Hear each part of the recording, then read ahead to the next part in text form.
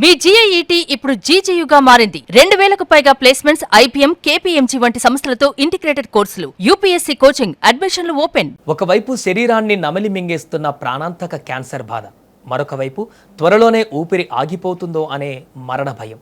కానీ ఆ తండ్రి కళ్ళల్లో మరణ తాలూకు భయం లేదు. ఆయన మనసంతా ఒక్కటే ఆరాటం, నేను లేని ఈ లోకంలో నా కుటుంబం ఏమైపోతుంది అని. కంటి నిండా నీళ్లతో సగం ఆగిపోతున్న స్వరంతో చివరి క్షణాలలో ఆ తండ్రి తన కొడుకు చేతిని పట్టుకొని చెప్పిన ఆఖరి మాటలు ఈరోజు సోషల్ మీడియాలో కోట్ల మంది హృదయాలను పిండేస్తున్నాయి. ప్రతి ఒక్కరి కంటిని చెమ్మగిల్లెలా చేస్తున్నాయి.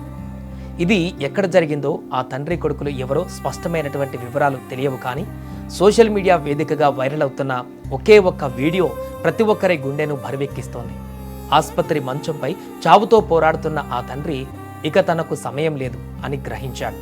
పక్కనే కన్నీళ్లతో నిలబడిన తన చిన్న కొడుకు దగ్గరికి పిలిచాడు. వణుకుతున్న చేతులతో కొడుకు చేతిని తన చేతిలో వేసుకొని తండ్రి పడే వేదన చూసిన కొడుకు కళ్ళల్లో కన్నీళ్లు సుడులు తిరుగుతుంటే ఆ తండ్రి చెప్పిన మాటలు ప్రతి ఇంటికి ఒక పాఠంలా మారిపోయాయి. ఇక ఆ తండ్రి కొడుకు వైపు చూస్తూ గొంతు పెకిలించుకొని అన్న మాటలు ఇవే: నాన్న, ఇక నేను నీకు తోడుగా ఉండలేకపోవచ్చు, కానీ నా బాధ్యత ఇప్పుడు నీ భుజాల మీద ఉంది. అమ్మ మాట ఎప్పుడు కాదనకు. అమ్మని జాగ్రత్తగా చూసుకో. నీ అక్కా చెల్లెలను కంటికి రెప్పలా కాపాడుకో. నీకు ఏ కష్టం వచ్చినా ధైర్యంగా నిలబడు.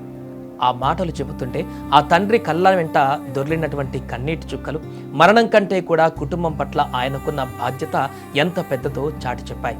అంతటి భయంకరమైన నొప్పుల్లోనూ ఆయన తన ప్రాణం గురించి ఆలోచించలేదు.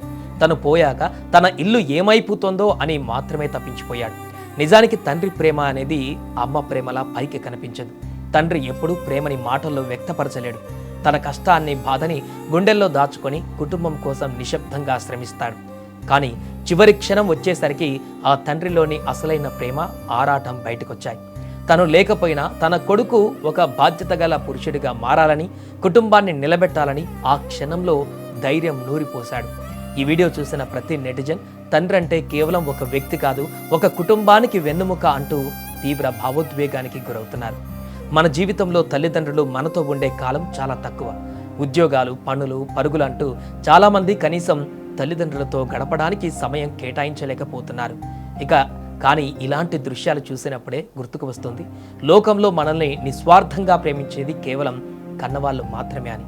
ఈరోజు మీ ఇంట్లో ఉన్న మీ నాన్నను లేదా అమ్మను ఒకసారి కల్లారా చూడండి. వారితో కాసేపు మాట్లాడండి. ఎందుకంటే కాలం ఎప్పుడు ఎటు తీసుకువెళుతుందో ఎవరికి తెలియదు.